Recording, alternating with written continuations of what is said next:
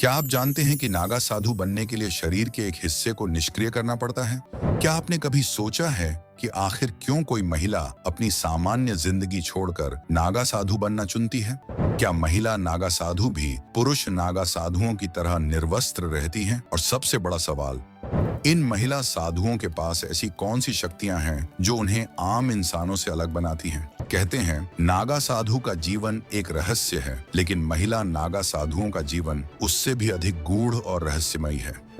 महिला नागा साधु कौन होती हैं? महिला नागा साधु पुरुष नागा साधुओं की तरह ही भगवान शिव की तपस्या में लीन होती हैं, लेकिन इनके बारे में लोग बात करने से भी डरते हैं। इनकी साधना, इनका त्याग और इनकी तपस्या इन्हें समाज के नियमों और बंधनों से बहुत ऊपर ले जाती है।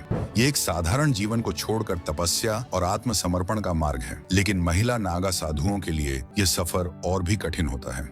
नागा साधु बनने के लिए पहली शर्त है ब्रह्मचर्य। एक महिला को नागा साधु बनने से पहले 10 से 15 साल तक कठोर ब्रह्मचर्य का पालन करना पड़ता है। इस दौरान उसे यह साबित करना होता है कि वह अपनी इच्छाओं और भावनाओं पर पूरी तरह नियंत्रण कर सकती है।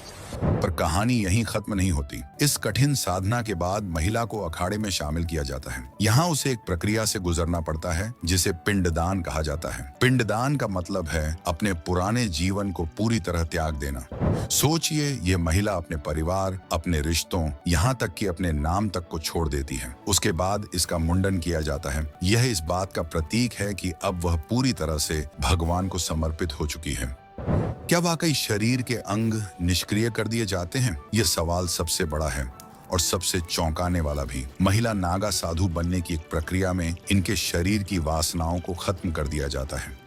ये कैसे किया जाता है, इसके बारे में जानकर आपके रोंगटे खड़े हो जाएंगे। इस प्रक्रिया को लिंग भंग कहा जाता है। यह एक आध्यात्मिक प्रक्रिया है जिसमें व्यक्ति को पूरी तरह से वासना और भौतिक इच्छाओं से मुक्त कर दिया जाता है। क्या महिला नागा साधु निर्वस्त्र रहती हैं? नहीं, महिला नागा साधुओं को पुरुषों की तरह निर्वस्त्र रहने की अनुमति नहीं है। ये अपने शरीर पर भगवा कपड़ा लपेट कर रहती हैं, चाहे कितनी भी ठंड हो, बरसात हो या गर्मी। यही इनकी एकमात्र पोशाक होती है। लेकिन इनका यह जीवन सिर्फ तपस्या और साधना के लिए होता है। लिंग भंग का मुख्य उद्देश्य साधु को सांसारिक मोह से मुक्त करना है। यह प्रक्रिया साधना की ऊंचाई पर पहुंचने का मार्ग खोलती है। कहते हैं जो साधु इस प्रक्रिया को पूरी कर लेते हैं वे अत्यधिक आत्मिक शक्ति प्राप्त करते हैं।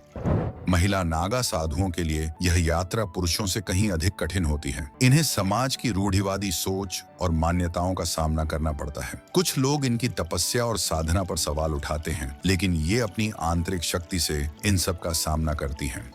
कठोर मौसम, सीमित भोजन और समाज से अलगाव, यह सब इनकी साधना का हिस्सा है। धर्म ग्रंथों में कहा गया है कि महिला नागा साधुओं का जीवन एक उदाहरण है कि इच्छा शक्ति और तपस्या के बल पर कोई भी साधना के सर्वोच्च स्तर तक पहुंच सकता है।